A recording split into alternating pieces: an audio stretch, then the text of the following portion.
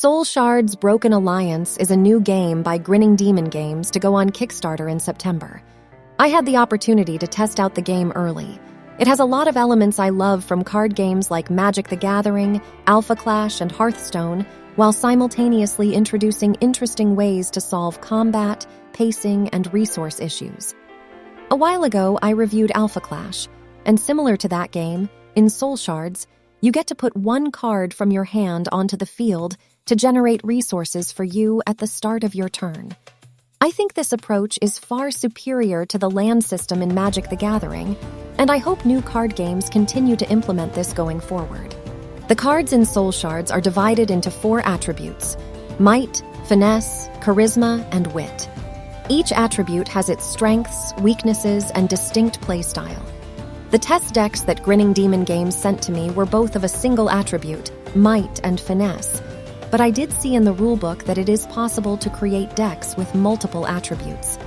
As for the test decks, the might deck was all about getting strong characters on the field quickly to attack in with, while the finesse deck, with somewhat physically weaker characters, focused on subtlety and trickery to get the job done. The game starts with a city already in play. This city is your source of life points, in this game called Resolve, and it's your task to protect it while lowering your opponent's city's resolve to 0. Each city comes with an interesting ability that synergizes with your deck. You might have noticed the 2 attribute symbols at the side of the cards. These are resources your city generates each turn. Earlier I mentioned that Soulshards fixes pacing issues. Some of you that played games like Magic or Hearthstone might be familiar with aggro decks that spam low-cost creatures onto the battlefield to win the game before the opponent even finishes setting up.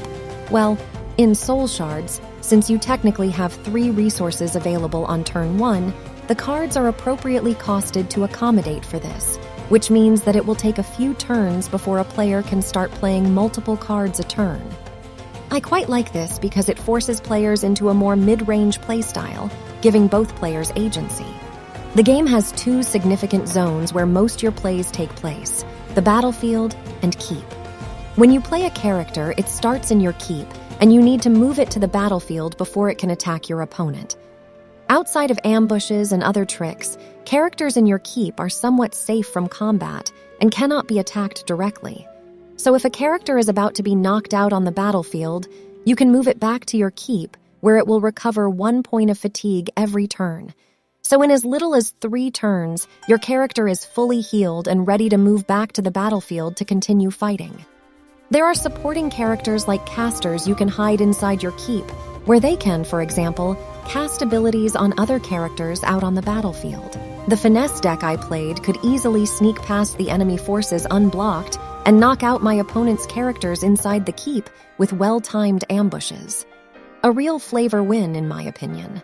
As far as combat goes, it's not as straightforward as other card games where you compare a power versus defense stat.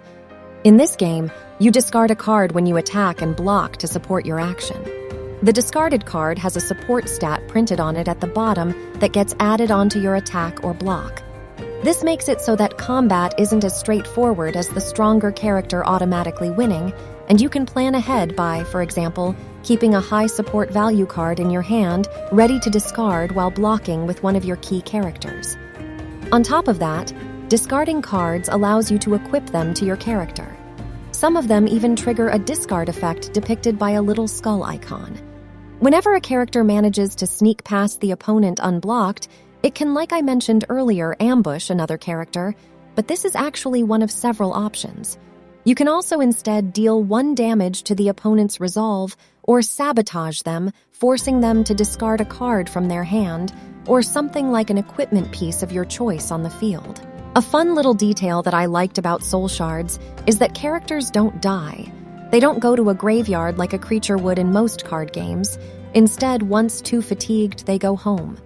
This makes it perfect as a board game to play with a younger family member, although I have to admit that the combat system can be a bit complex for the younger generation with all the triggers and calculations. But maybe that's a good thing.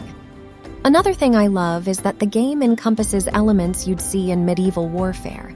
This is something I loved in Legacy's Allure, for example, thanks to their grid system. Despite there only being 2 zones, the battlefield and keep, it feels dynamic. Soulshards Broken Alliance is set to go live on Kickstarter this coming September. If you are interested, you can find more information on their website and social media over at brokenallianceccg.com. As for myself, it was a pleasure exploring this game, and even though the decks I received are supposed to be an unfinished product, it offered plenty of replayability. I can only imagine what the final product will be like, but I would love to explore charisma and wit. For those that follow my channel know I love ninja gameplay, so the finesse deck was right up my alley. What about yourself? Do you have any plans to get into this game? If yes, let me know down below what your favorite attribute is.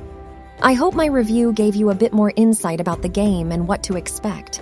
If you enjoy card gaming content, I can highly recommend subscribing to my channel. I cover everything from popular to new games, so there is always something to watch or explore. Thank you for watching, and see you soon with another video.